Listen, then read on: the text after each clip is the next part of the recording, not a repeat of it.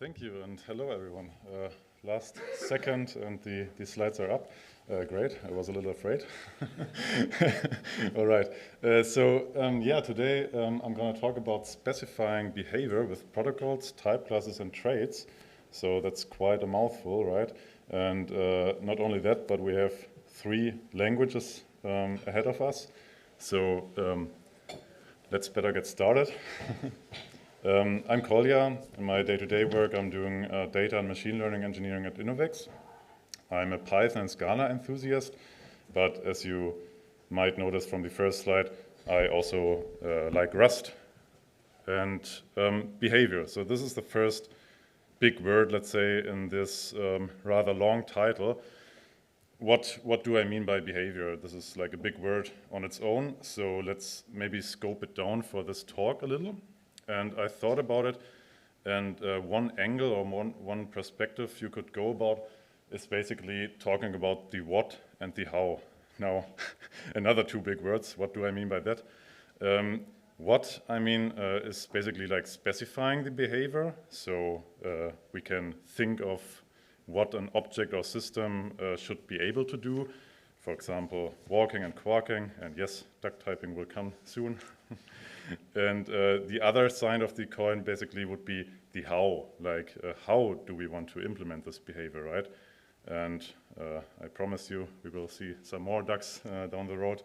And coming back to walking, now I'm no biologist, but probably like a normal walking pattern maybe of a duck could be something like this, left, right, and so on. But of course, implementing the walk, like what we specified, what should the duck be able to do, could also be, in theory, different, of course, right? We could make the duck hop. And this is exactly where we're also gonna be focusing within this talk. So we're gonna focus on the how, and especially we're gonna scope into typing.Protocols, traits in the Rust world, and also type classes in Scala. So, more duct typing. Probably you all heard this quote, but I will read it anyways. If it walks like a duck and it quacks like a duck, then it must be a duck. So, coming from the specification we just talked about, if both requirements are met, then we basically can assume that it indeed is a duck. Now, this is still like a little abstract, right? What does this mean even? So maybe let's have a look at the concrete example. And you can, of course, not only find ducks in that sense for maybe data classes that are called ducks, but also for more primitive types. So let's have a look at this double method on the left, where we basically get any object x in there, and multiply it by 2, basically. So in a sense, as you see from line 4 to line 7, in a sense, it's somewhat of a numeric duck, right? Because we can call this function on any of these numeric types, whether it's an integer, float, or complex number. So, and behind the scenes, of course, we have the dunder mule method implemented. That's why it's actually working. But yeah, so this is also a form of duct typing. But if we like go to use cases out there in the wild, we don't have primitives only, as you all probably know on your data projects, but we rather have like more complex types. For example, here this data class person, which has a name and age, and we can of course also instantiate this one to Jane, who is 30. And if we now try to call this double method, the very same double method on Jane, of course, we expect that it runs at that it fails at runtime, so no safety on that side, basically. So what did we see so far? It's a very powerful, I think, and flexible concept, this duct typing, because we somewhat assume that some variable has a property. But as we also saw for this example on the left, it's not possible to get this static type safety, let's say, where we would earlier be noticed that something will not work. So We will see in a sec how we can go about this and improve on there. But for the rest of this talk, we will focus on a specific behavior. I talked about behavior lots of times now, so let's make it more concrete. And we want to implement the so-called repeatable behavior, which basically means I can have any sort of object, whether it's here a number, that I just repeat down the line. So, of course, this is like a very simple example, or we can do it with ducks or persons or whatever. But it's a very good example still to just visualize the powerful mechanisms behind these concepts. So whenever we have any thing like a number or a duck, we would call repeat and then get the corresponding output. So now we just had a look at the plain duct typing, and now we want to enter typing.Protocol, which is the static duct typing. So if you remember a few slides back, we had the not so cool property that we could not check what's going on at before runtime, basically. And typing.Protocol exactly focuses this area. So what do we have here?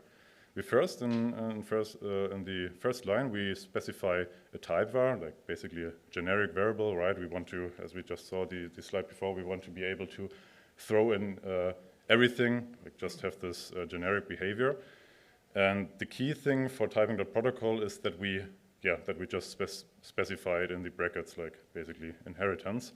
And this makes whatever class we are writing down here, this makes it repeatable. And in that case, it's the repeatable protocol, which has a method that basically just takes a repeat count and then returns the list.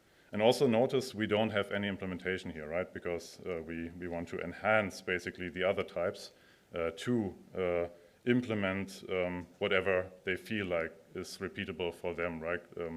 Remember our duck walking patterns from a few slides back, where basically maybe some duck wants to hop and the other wants to walk differently.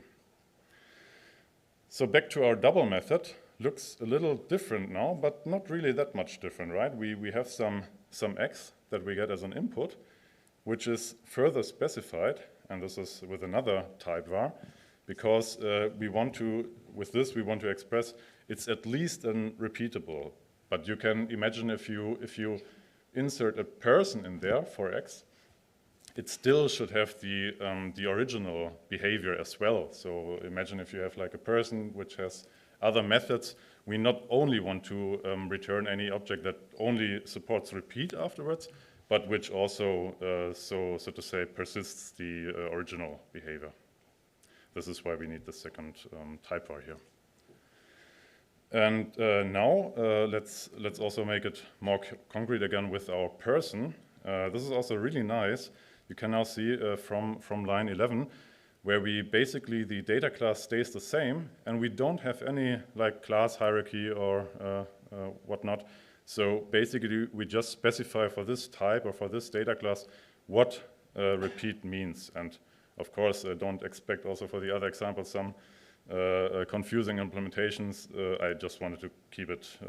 This is like just a detail. I rather want you to focus at the protocol and the other mechanisms that we will see later on. So this is basically then, I think I also have it here, yeah, right. This is like an implicit repeatable, right? Because without specifying anything else within this data class, we now have the capabilities of repeatable. And the, not compiler, but we will see before runtime that actually this object also holds and is of type repeatable. Maybe later, sorry. Later, please, but I'm just... And preferably via Slido. Short on time, sorry. Okay, so for a summary, what did we saw? I also mentioned it. We don't have class hierarchies, which is great, because as we will also see later, those concepts like repeatable or also serializable, they rather form a different hierarchy, and you probably don't necessarily want to mix them up with your actual domain hierarchy. We have static type checks, so you can use PyLens or MyPy, whatever. This will work all with typing.Protocol and warn you. And we have this flexible way of assembling concepts, right? Think not only about repeatable, but many other behaviors that you can specify and then just assemble in a very powerful and modular way. The things that made me a little thinking was the clutter in classes and typevars. What do I mean by that? If we go back here, we have the repeat method basically bound to our data class. In other languages, we will see in a sec, we have them rather separated out, where we only have like data definition and then behavior definition. And the other thing is we have a little clutter with the typevars maybe, so we at least define them in two places.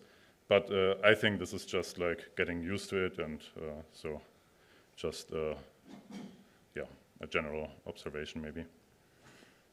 So right, how do other languages solve this? But first, two interesting quotes I found. Which the first one is, use Python protocol to define implicit interfaces, and the second one is, a protocol is a special case of ABC which works implicitly. So implicits, I think I've heard that before, maybe you too. From Scala, of course this comes from Scala, like there's a lot of implicits, and there's this shirt is about implicit pleasures, but I definitely also saw the other side where it's not so much pleasure. But before we come to Scala, let's actually have a look at Rust. So again, same idea. We want to specify behavior, and we want to concretely specify the repeatable. How do we do this in Rust is basically define a trait. And just from the first glance, I think it already looks quite similar. Like we have this repeatable thing. Here it's called a trait, it's not a class. And it has some function, some method in it, right, which takes repeat count and returns, in this case, a vector of self. And this is actually a rather important detail. I will show that later on. But from the general, generally it looks quite similar. Of course, the syntax in Rust is rather different with borrowing concepts and also references, but it, somehow looks quite similar.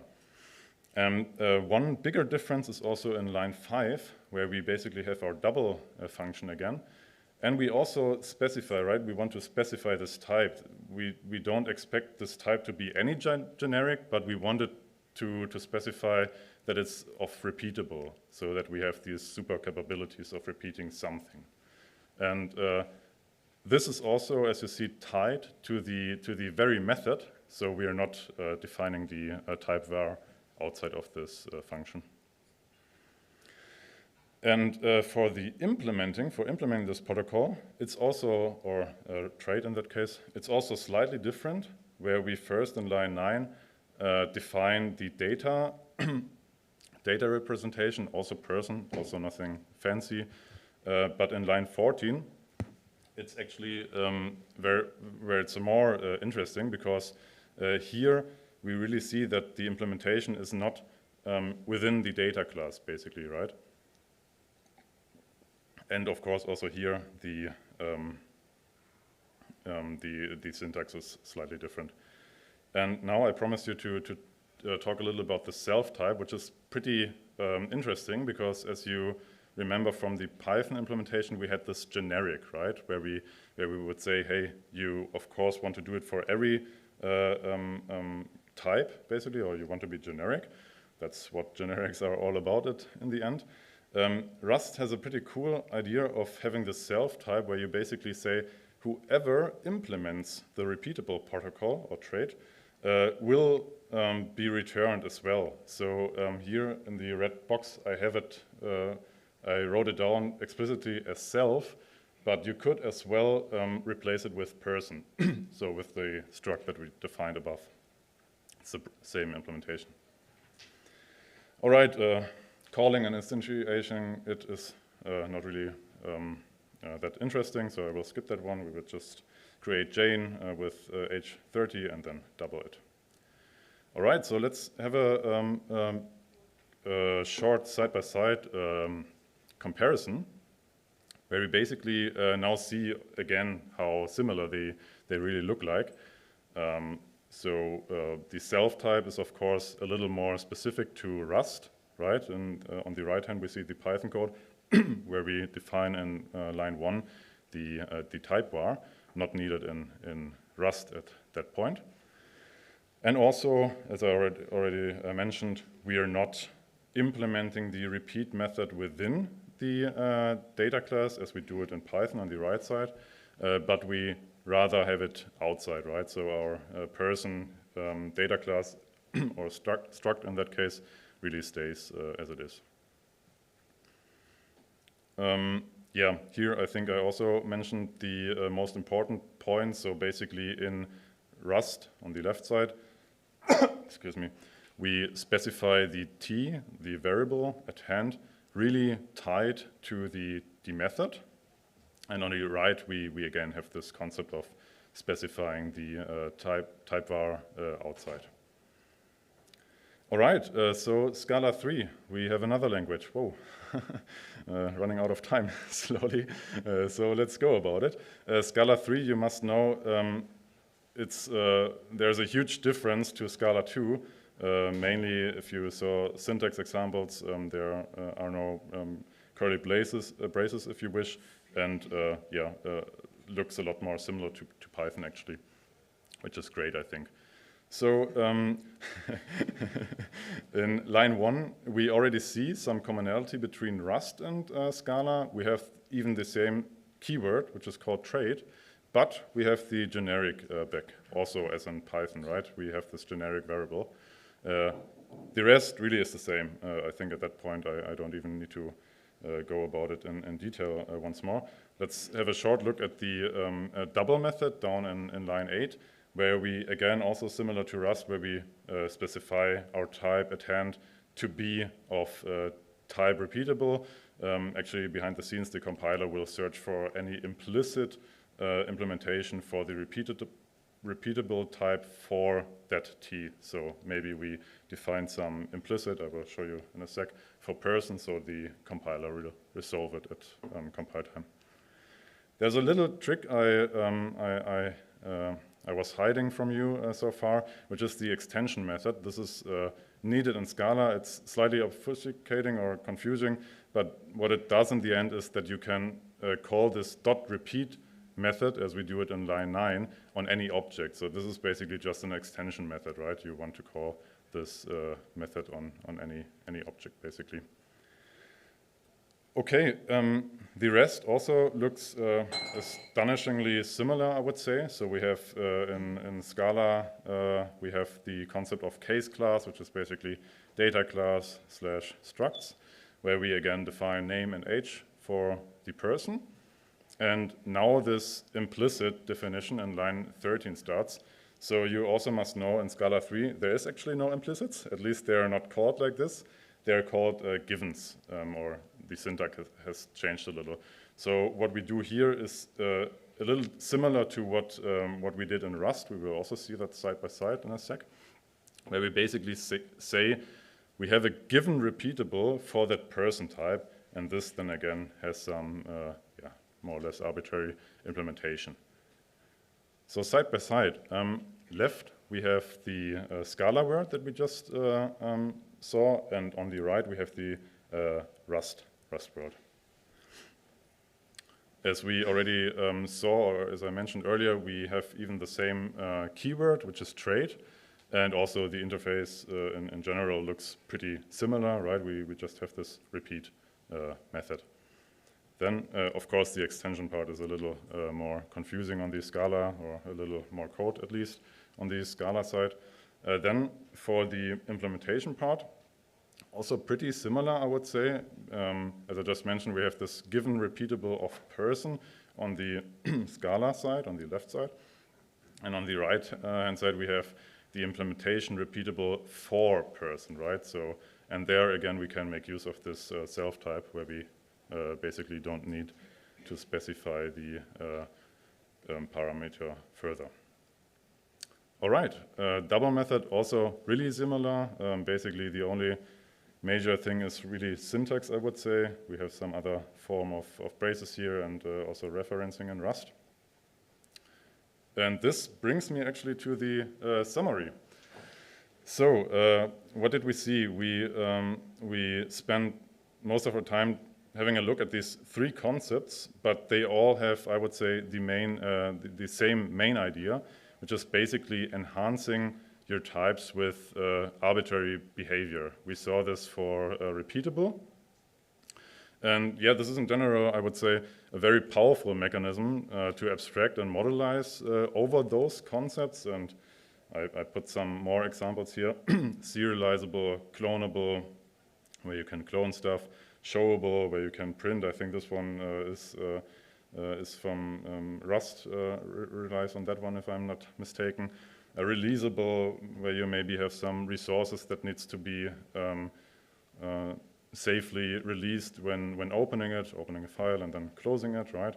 Some ordering, where you want to have some arbitrary type, where you want to give the capability that it's, basically that you can sort it, or you can even take it to some level of monads where you basically define these behaviors for the respective types. Another really interesting thing I observed is that languages in general tend, from my observations, or at least for this very specific mechanics, they're moving towards each other, right? We saw that Scala is really moving towards the indentation part of Python. Python maybe is looking more and more into things like typing, and Rust is somewhere in between, which of course has the great opportunity to take the best of all worlds. And yeah, this was really interesting to me. And maybe the last reminder, all roads lead to Rome, right? So pick the most pragmatic solution, I would say. So I think please don't start maybe with monads and type classes in every project. It's very, I think there's many other features in the language that are way more important. All right, so I have prepared some code for this talk. Feel free to scan this QR code. And otherwise, I'm happy to talk to you also at our Innovex booth, if you can find me there. And thank you. And now it's the part for the question. I hope yours will be answered as well.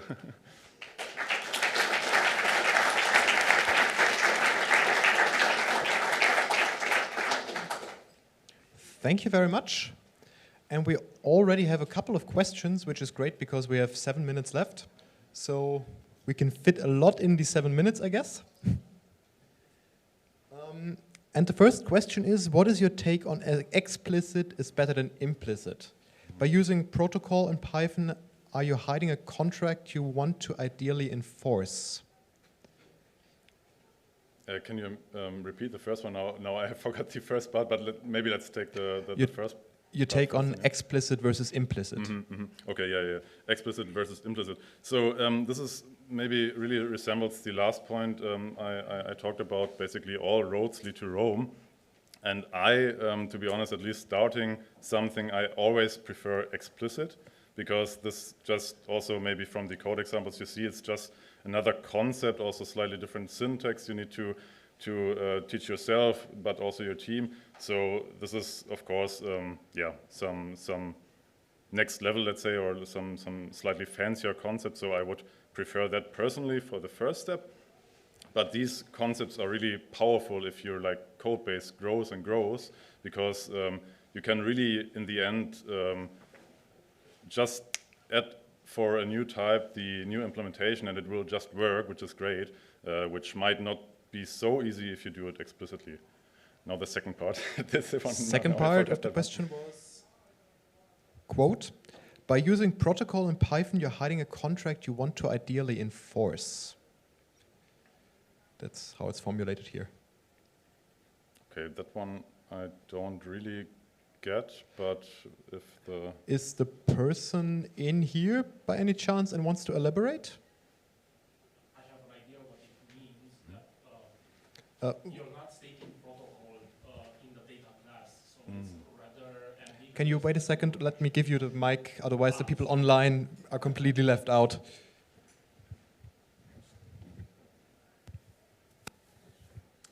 Hi. So I'm not the person who asked the question, but I think I have an idea what this means. So basically in Python, when you have the definition of the data class, you don't have any, let's say, link that tells you there's a protocol defined for that method, and that can lead to rather dangerous paths. Totally agree, and also a very good observation, actually. I think this is true, definitely. But as you saw, for example, in this double method, we at least have like some form of security. At least in the method itself, you have some guarantees that here I really await or expect this this thing to be of repeatable or whatever else. But in the data class itself, totally yes. This is also, of course, a great benefit because you're not tied explicitly to this concept. But yeah, good point. Thank you. Then we have another question. Traits in Rust and Scala allow adding functionality to existing classes. Does this work with Python protocols?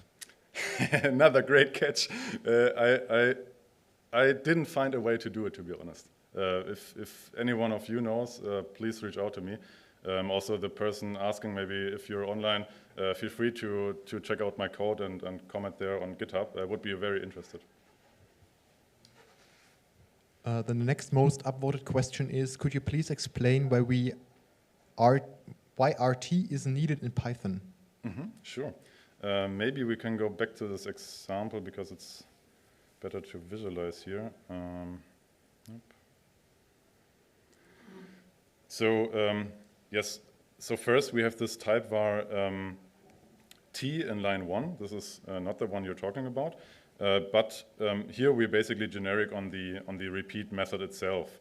But in Python, we also need another declaration or another type var for the bound of repeatable only. Let's say this double method, if I would only put x in here of like replace rt with repeatable, then and also returning repeatable, then I would really only limit myself or the implementation to be of repeatable. So everything this method would return is only something that has a repeat method. But you can imagine if you have like a person type and this has a bunch of other methods on it, then you want to persist those methods as well, right? So you don't want to lose them. This is the reasoning. But isn't it sufficient to write repeatable after x column? Really sorry. Why do we need type var here? Why it's not sufficient to write x column repeatable? This is exactly the thing. So if you would only write repeatable, then you would limit yourself to really only this protocol, right? You would only have something returned that can only repeat, but maybe it loses all the other properties. Okay, I have another question. Why should the empty Python protocol? What should the empty Python protocol method return? Raise, not implement an error.